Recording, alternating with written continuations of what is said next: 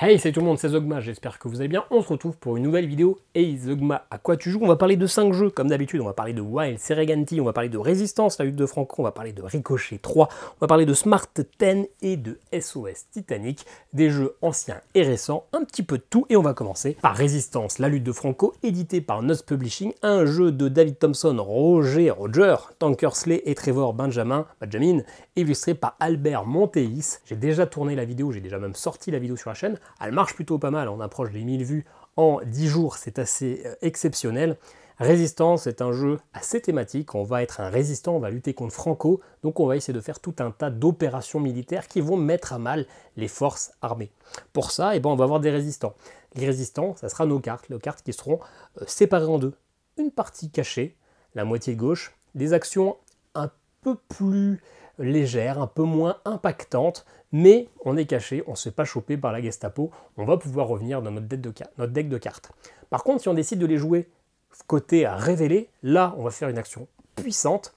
Par contre, la carte, on la perdra, elle ira dans la défausse parce qu'on va se faire arrêter. Donc ça, c'est un petit côté très malin de choisir une action un peu plus mitigée ou au contraire assez bondissante. Mais peut-être que cette carte qu'on aime vraiment beaucoup, on va la perdre. On va également avoir un petit côté deck building parce que ce paquet de cartes, on va le choisir nous-mêmes, on va choisir quelles sont les cartes qu'on a directement et quelles sont les cartes qu'on met dans la réserve pour plus tard. Peut-être que ces futurs résistants, on arrivera à les enrôler dans notre armée. Et puis du coup, à chaque tour, on va choisir une mission. On va dire, je veux faire cette mission-là, je veux la valider, je sais qu'il faut avoir par exemple 5 de force.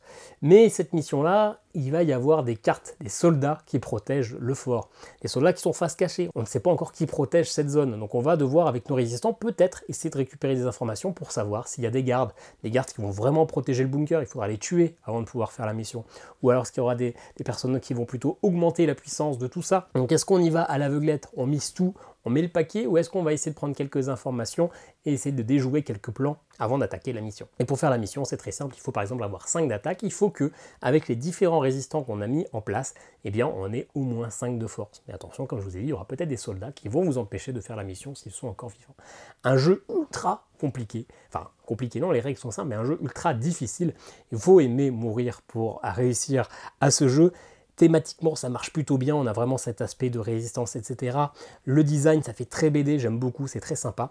Je suis au final un peu mitigé sur le jeu. Au départ, je comprenais pas ce qui collait pas avec moi, j'avais l'impression que c'était parce que j'avais joué à l'Expédition Perdue, qui est un peu dans le même genre, peu de temps avant, mais en fait, c'est vraiment ce thème de la guerre qui finalement me plaît pas tant que ça. Moi, quand je joue un jeu, j'aime m'évader, j'aime être dans un monde que je ne connais pas. Alors, je connais pas la résistance, ça, clairement, mais j'ai envie d'un truc un peu plus fantastique, un peu plus héroïque, l'héroïque au sens romantique du terme. Là, c'est pas un truc qui m'immerge. Le jeu marche très bien, mais c'est pas un jeu où j'ai envie d'y retourner. Au contraire, après une partie de résistance, je me sens un petit peu tendu et c'est pas ce que je recherche. Donc, un bon jeu, mais attention, pas pour tout le monde. Le jeu de mon été, le jeu qui a sauvé mon couple, si je voulais l'écrire en gros titre pour une vidéo YouTube, en fait le jeu que j'ai pris pour la voiture, je l'ai acheté pour la voiture parce que c'est un jeu de connaissances qui marche très bien dans une voiture, parce que le boîtier, le jeu, c'est ça, donc c'est très bien, on peut se le passer. Alors c'est moi qui conduisais, donc oui, on me le passait, c'est dangereux, mais on peut me le mettre comme ça. Et tout simplement, c'est un jeu de connaissances ultra varié. Ça va de la science à la pop culture, au sport. Ça parle vraiment de tout. Et le jeu, c'est simple. C'est classe, c'est corps céleste du système solaire en partant du centre. Donc là, on va avoir tous des trucs, 10 réponses. Et moi, je vais dire, je décide que le soleil, c'est celui qui est le plus proche du centre. Donc je vais dire que c'est la première position. Je retire le petit bitonio. Il y a écrit 1. Donc j'ai bon. Je prends mon pion. Je passe le boîtier à quelqu'un d'autre. Et puis on va faire ça tour après tour. Au bout d'un moment, si je perds, je perds tous mes jetons, donc je marquerai 0 points. Par contre, si je décide de m'arrêter, j'ai 3 bonnes réponses, je m'arrête, je score 3 points.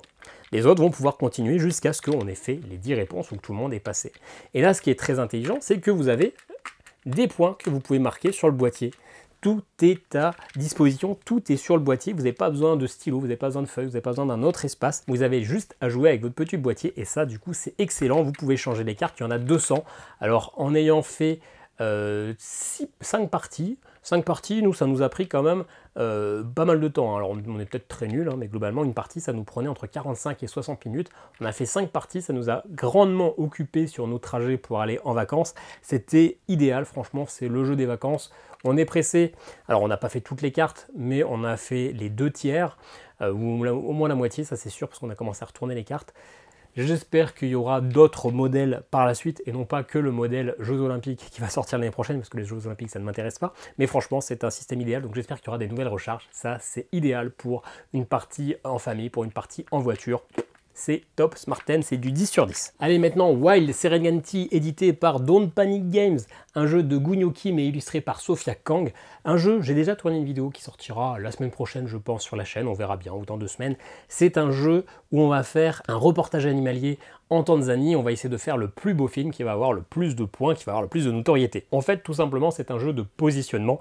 On va avoir des cartes, sur ces cartes, il y a écrit, il faut que un lion soit adjacent à, j'allais dire une brebis, à un crocodile et un éléphant.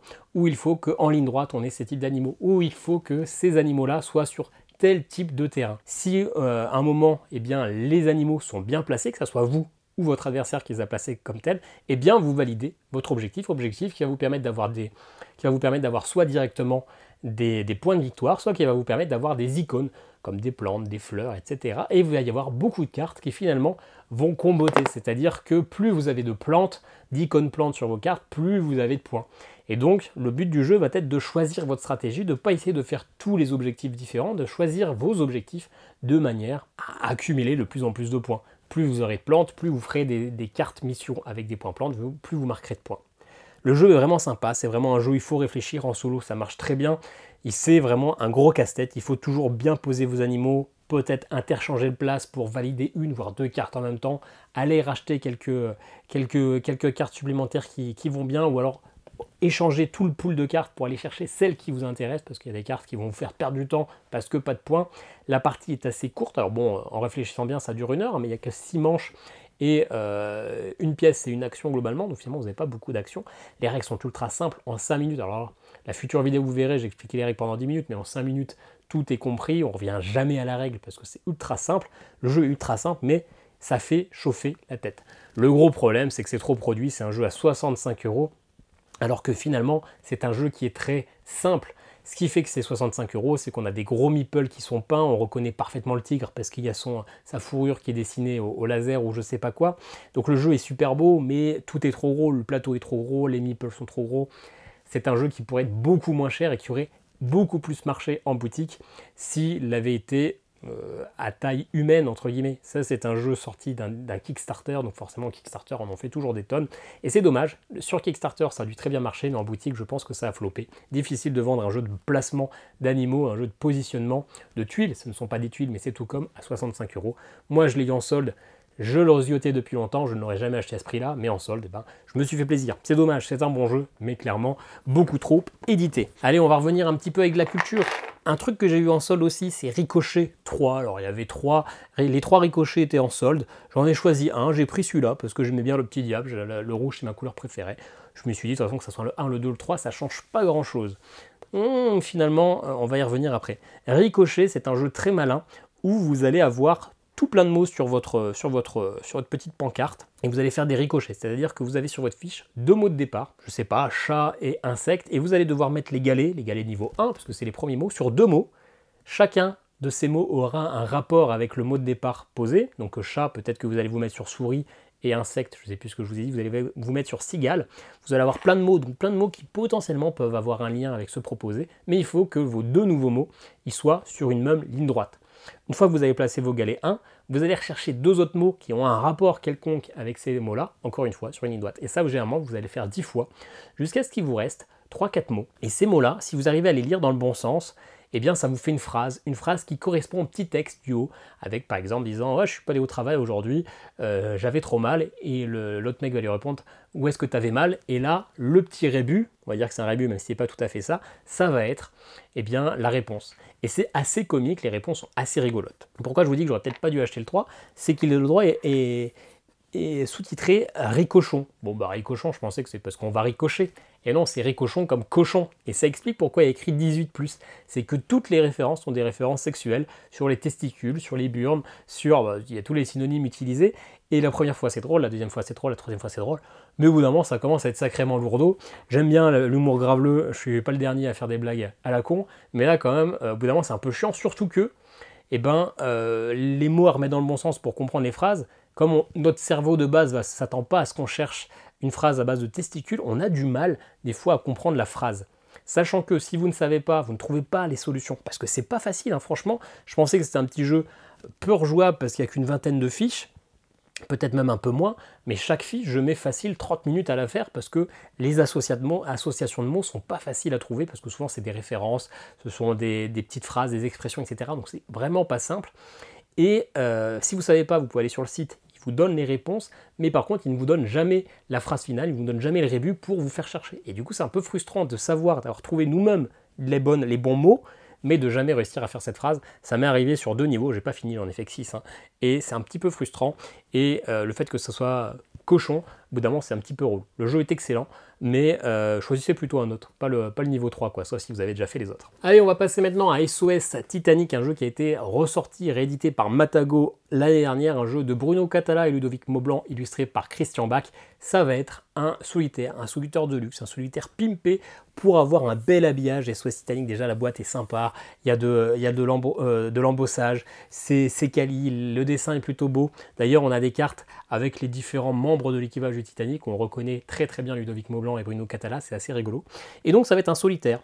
Vous savez, les solitaires, alors il n'y a pas 4 familles, trèfle, pique, etc. Il va y avoir les secondes classes et les premières classes.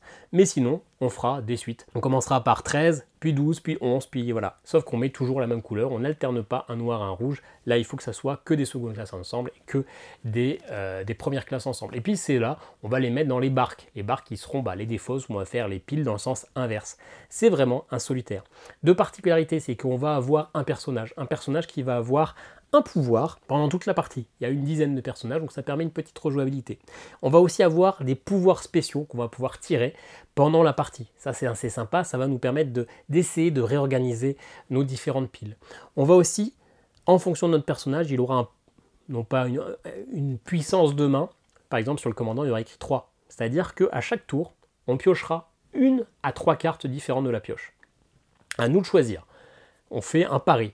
Sur ces cartes-là, eh bien, on ne pourra en poser qu'une seule autre. Les autres seront défaussées. Donc si vous faites un trop gros pari, vous allez peut-être perdre pas mal de cartes qui vous intéressent. Mais pourquoi ne pas prendre qu'une seule carte? Parce que si jamais vous ne prenez qu'une seule carte et que vous ne pouvez pas la placer sur vos différentes piles, eh bien le bateau va sombrer un peu plus. Et oui, on a le Titanic, donc on a un livre qui va, image par image, nous montrer le Titanic couler de plus en plus. Et dès qu'on pioche une carte que l'on ne peut pas poser, qu'on ne peut poser aucune carte, eh bien on va faire avancer un petit peu le naufrage. Et le problème, c'est que quand le bateau coule, eh bien vous avez de moins en moins de colonnes, c'est-à-dire que la première fois, les 3 premières fois que vous vous trompez, vous perdez la première ligne, la première colonne, c'est-à-dire que toutes les cartes de cette colonne vont se remélanger avec votre deuxième colonne, qui était peut-être déjà pas mal avancée, vous remélangez le tout, et ça fout clairement le bazar. C'est pour ça que vous avez un pouvoir spécial, c'est pour ça qu'il y a des cartes spéciales à récupérer pour pouvoir vous aider. Donc c'est vraiment un solitaire un peu retravaillé avec des pouvoirs spéciaux, etc., avec une belle mise en scène sur le Titanic. Un jeu qui est sympa, un jeu qui est probablement trop cher. C'était 30 € à la sortie pour un solitaire, donc c'est clairement cher, auprès du paquet de cartes. Certes, il y a du travail d'illustration, certes, il y a du travail sur ses pouvoirs spéciaux, mais bon, ça reste un solitaire.